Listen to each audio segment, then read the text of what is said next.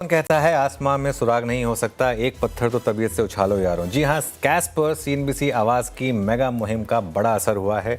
Market regulator SEBI ने पिछले हफ्ते 13 अगस्त को सेंसेक्स की वीकली एक्सपायरी के दिन कैश के दौरान हुई गड़बड़ी पर डंडा चला दिया है। सेबी ने इस मामले में 6 दिन के भीतर दो एंटिटीज कॉप्टल मॉरिशस और मानसी शेयर के खिलाफ इंटरिम ऑर्डर पास कर दिया है। मार्केट रेगुलेटर ने इन दोनों एंटिटीज पर शेयर बाजार में कारोबार पर रोक लगा दी है। साथ ही गलत तरीके से कमाए गए 3 करोड़ 68 लाख रुपए भी जब्त किए गए हैं। सीएनबीसी आवाज़ ने इस मामले पर कैश की आवाज़ की मुहिम चलाई और पिछले शुक्रवार को 3 एक्सपर्ट के साथ एक बड़ा शो भी किया था। सेबी का ये एक्शन कितना प्रभावी है और इससे गड़बड़ी करने वालों के मन में कितना डर भरेगा, इस पर हम बात करेंगे। हमारे साथ जब कुछ देर में एक्सपर्ट जुड़ेंगे तब हम बात करेंगे, लेकिन सबसे पहले तो आपको बताते हैं कि सेबी ने एक्शन जो लिया है वो हुआ क्या है। 13 अगस्त को कैश के दौरान सेंसेक्स की वीकली एक्सपायरी वाले दिन, यानी कि आज से एग्जैक्टली एक हफ्ते पहले ये गड़बड़ी हुई थी, जिसमें सेंसेक्स की एक्सपायरी पर बड़ा खेल हुआ था।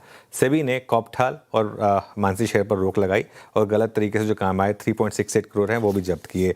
हुआ क्या था 13 अगस्त को, जो वो चार्ट भी रखिएगा, जो 3 स्पाइक्स आए थे। पहला उछाल 2 सेकंड का था 320.41 पर, दूसरा 12 सेकंड का था 324.08 पर और तीसरा 28 सेकंड 325.09 पर 405 पॉइंट का। अब जो सेबी कह रही है, सेबी के हिसाब से कॉप्टेल ने कैसे गेम किया, उन्होंने पहले एग्रेसिव बाइंग की सेंसेक्स के सभी स्टॉक्स में। वो जो 3% का मैक्सिमम प्राइस बैंड होता है उसमें बिड्स डाली। उससे ऑब्वियसली सेंसेक्स का इंडिकेटिव इक्विलिब्रियम प्राइस चेंज हुआ और उसके बाद ऑप्शंस के प्राइसेस उसी तरीके से तेज़ी से ऊपर आए और उसके बाद ऑप्शंस बुक करके उन ऑर्डर्स को विड्रॉ कर लिया गया। इस तरीके से उन्होंने 2.96 करोड़ कमाए और कॉप्टाल ने इसकी तैयारी पहले से कर ली थी, क्योंकि उससे पिछले दिन ही उन्होंने 77,500 की कॉल खरीदी, 26,560 क्वांटिटी। और ऑब्वियसली क्योंकि एक दिन का आपके पास विंडो था और ऑप्शन प्राइसेस काफ़ी हाई होते हैं, उस प्रीमियम को रिड्यूस करने के लिए वो टेबल रखिएगा 77,500 की पुट बेच दी। 77,500 की पुट, वो भी 26,000 की क्वांटिटी आप तभी बेच सकते हैं जब आपको लग रहा हो कि ये आपके उस प्रीमियम को नलीफाई कर देगा, और ऐसा ही उन्होंने कॉल्स के साथ किया। मानसी शेयर ने जो किया वो पूरा इंटरडे में किया। ध्यान रखिएगा, ये पूरा का पूरा मामला जो है ये सेबी के ऑर्डर से हम कह रहे हैं, इसमें हमारा कोई व्यू नहीं है। ये सेबी ने जो अपना ऑर्डर दिया है उसमें से ये सारी की सारी डिटेल आई हैं। पूरा का पूरा टाइमलाइन दिया गया है। सेंसेक्स के 78,000 कॉल में कैसे ओपन इंटरेस्ट घटा, 78,000 के पुट में कैसे ओपन इंटरेस्ट बढ़ा, ये सब हम जब अपने एक्सपर्ट के साथ डिस्कस करेंगे ये सारी टेबल आपको दिखाते रहेंगे। जी हाँ, ये वाली टेबल। अब हमारे साथ बातचीत करने के लिए हैं करना स्टॉक ब्रोकिंग के पार्टनर नितेश गुप्ता, त्रिशक्ति एसोसिएट्स के फाउंडर विजय शर्मा और रिटेल ट्रेडर और मार्केट एक्सपर्ट कुलदीप सिंह रंधावा। आप सबका बहुत बहुत शुक्रिया आज हमारे साथ जुड़ने के लिए। नितेश जी, पहले आपके साथ शुरुआत करूंगा। आपके फर्स्ट थॉट्स, आप उस दिन थे जब हमने कैश की आवाज़ का शो किया था, आप कैसे देख रहे हैं सेबी के एक्शन को? अनुज जी, पहले तो बहुत बहुत बधाइयाँ आपको और सीएनबीसी आवाज़ को कि उन्होंने थैंक इस यू। मुद्दे को रेज़ किया टीवी पे। ये पहला स्टेप बहुत अच्छा है सेबी का। इससे डेफ़िनेटली सिस्टम में एक डर बैठेगा कि इतना आसान नहीं है इसको ऐसे गेम कर पाना। हमने जब लास्ट टाइम बात करी थी तब भी हमने ये बात करी थी कि ये चीज़ को बीएससी में कर पाना बहुत आसान है, क्योंकि कैश वॉल्यूम्स बीएससी में बहुत कम है।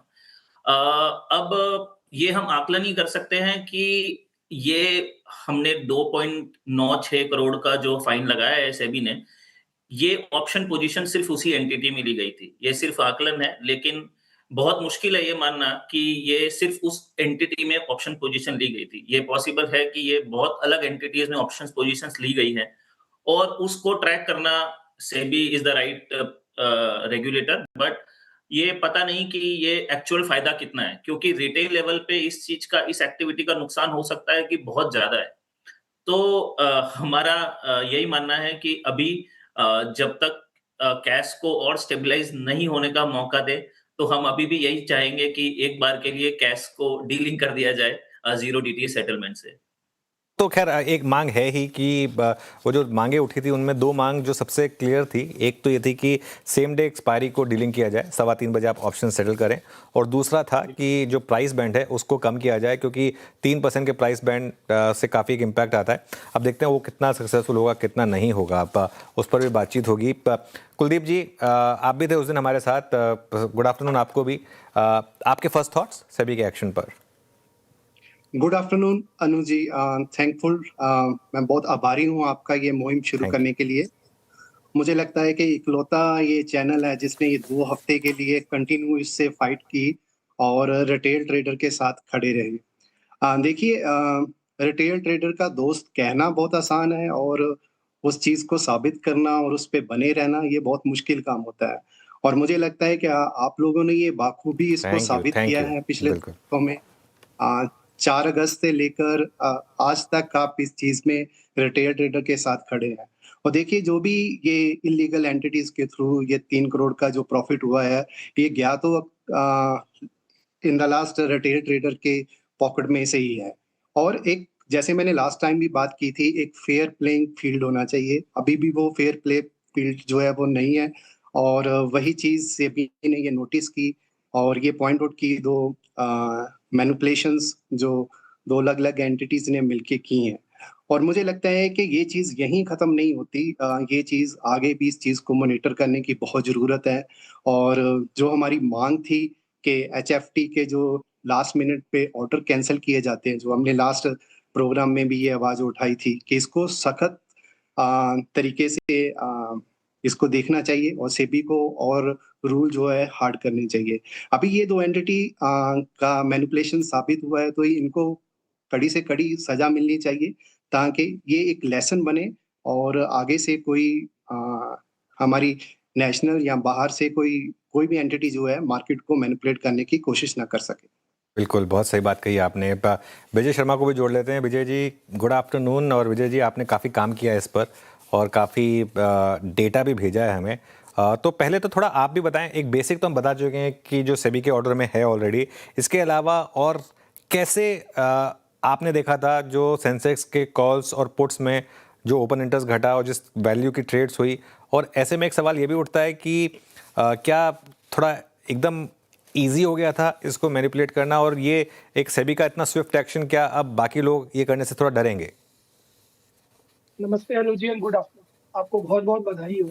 चाहे थैंक जेएनएक्स सीट वाला कांड हो, चाहे कैश वाला कांड हो, you are always the flag bearer, जहाँ पर आप रेगुलेटर्स को बताते हैं कि क्या चल रहा है, नहीं चल रहा है। अब अपने आते हैं ये उस दिन जो 13 अगस्त को जो हुआ, तो हम जब शाम को डेटा एनालिसिस कर रहे थे, तो हमारे सिस्टम ने ऐसे ही सोचा कि चलो देखते हैं, 3 साल में ऐसा कब-कब हुआ है जब निफ्टी और बैंक निफ्टी नेगेटिव क्लोज़ हो और सेंसेक्स पॉजिटिव क्लोज़ हो। तो आप सरप्राइज़्ड होंगे जान के, आउट ऑफ 736 ट्रेडिंग डेज़ ये सिर्फ 6 बार हुआ। आउट ऑफ 36 डेज़ सिर्फ 6 बार ऐसा हुआ जब निफ्टी और बैंक निफ्टी नेगेटिव में क्लोज़ हुआ और सेंसेक्स पॉजिटिव में क्लोज़ हुआ। तो ये देखिए एक बहुत बड़ा रेड फ्लैग था कि क्या हुआ, नहीं हुआ। फिर हमने थोड़ा और डेटा का एनालिसिस चालू किया। जब धीरे-धीरे हम आगे बढ़ने लगे तो एक्चुअल में अगर आप माने तो we were very tensed because उसी दिन हमको समझ में आ गया था कि यहाँ बहुत बड़ा अमाउंट इन्वॉल्व्ड नहीं है।